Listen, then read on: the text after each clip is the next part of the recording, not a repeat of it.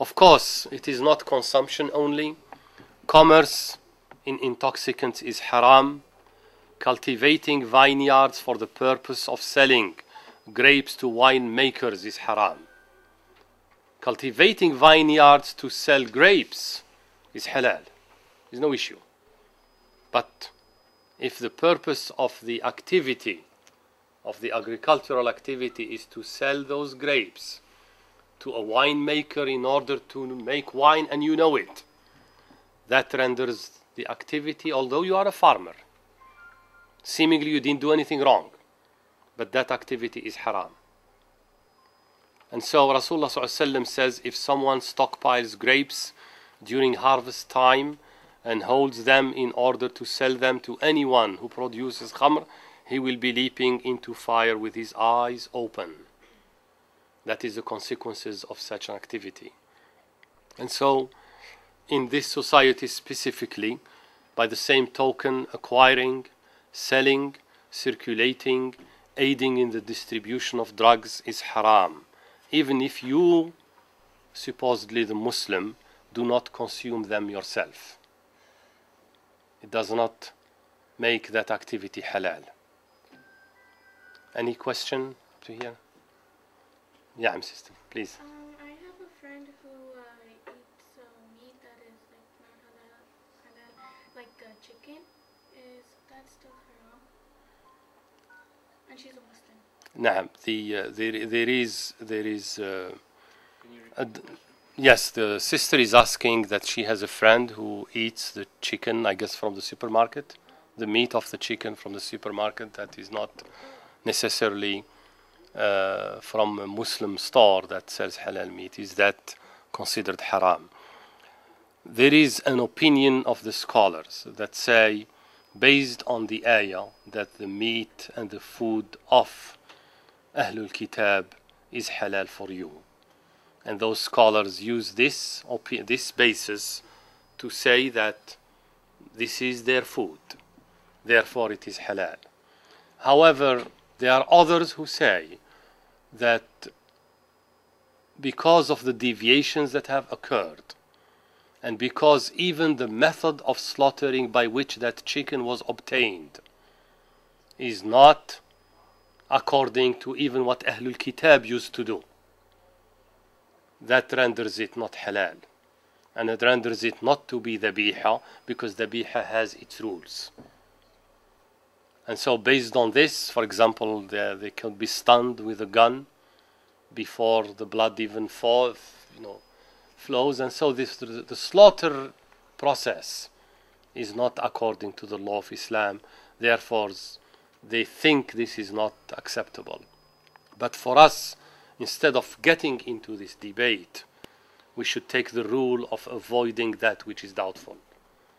And there are plenty of stores around to get what we know is halal and tayyib, and therefore that's what we should consume. We should abstain, stay away from the rest. But this is not to say to your friend or to anyone else, this is haram. It falls into that category of grayness, and we should avoid what is not clear. Wallahu a'lam. Clothing and adornment. As the brother said in the previous hadith, cleanliness and beautification are characteristics of a Muslim. The Prophet ﷺ said, clean yourself, for Islam is cleanliness.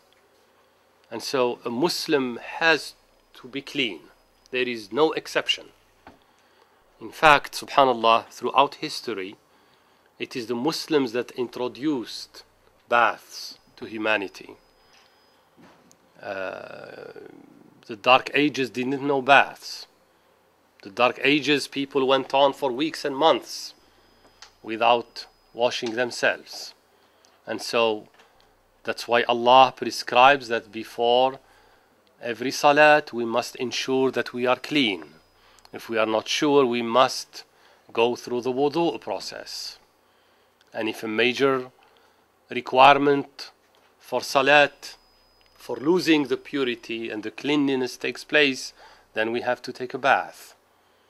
That is the nature of a Muslim. And if one of us dies, subhanallah, this cleanliness follows us to death.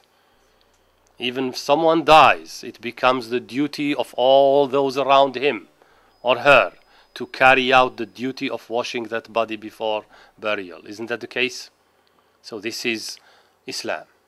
Cleanliness is part of Islam. So it does not mean that you are pious because you leave everything aside. You don't care about anything because you are so pious. And so out of that understanding, the wrong understanding of piety, I shall not clean myself because this earth is not going to stay anyway. It's going to perish. It's dirty by itself. This is not the vision of Islam. Allah subhanahu wa ta'ala and Rasulullah sallallahu alayhi wa sallam detailed how we should be clean. And we must be clean. He also said sallallahu alayhi wa sallam, cleanliness invites toward faith. Subhanallah, cleanliness invites lil iman, toward faith. And faith leads its possessor to the garden. And so the one who possesses faith, that faith leads him to the garden, which is the Jannah. So this is on cleanliness. There is no dispute about the need to be clean. It is a duty, it is a necessity, and it is a must. On the ornaments, gold and pure silk are haram to Muslim man, but they are halal to Muslim women. The Prophet ﷺ said, these two are haram for the males of my ummah, or my followers. And of course, we understand permissibility to woman is in consideration of her feminine nature of love for jewelry and ornaments. The Shari', the legislator who is Allah, who created women, knows their need and knows their desire for these things. Therefore, they are exclusively for them. They are not to be shared by man. Any man who disputes this and shares the gold and the silk, then he is committing an act of haram. But permissibility to woman, as we said, is in consideration for her nature. However, this should not be used outside of that which is pleasing to Allah. There is a correction there. It's pleasing to Allah subhanahu wa ta'ala. It's capital A, L-A-H. The reason here is that a woman should not adorn herself with sophisticated clothing, jewelry, and go out there to be the attractive scene of others. This is haram. This is beyond the bound of what Allah has prescribed.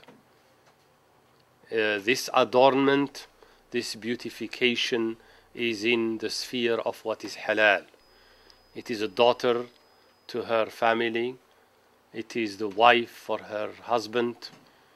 It is within the realm of what is halal, not outside of that. Or women amongst themselves. But not in arrogance. If this is done in arrogance or as a show of richness on the others who may not have, this is haram. This is beyond the bounds. SubhanAllah, everything is balanced. We have to keep everything in balance when we do things. Also, as we know, we need to observe. Muslim women need to observe the rules of dress. And the dress rules are very simple. The dress must cover all the parts of the body that must be covered. Only should be seen what was accepted or what was allowed by the Sharia to be seen.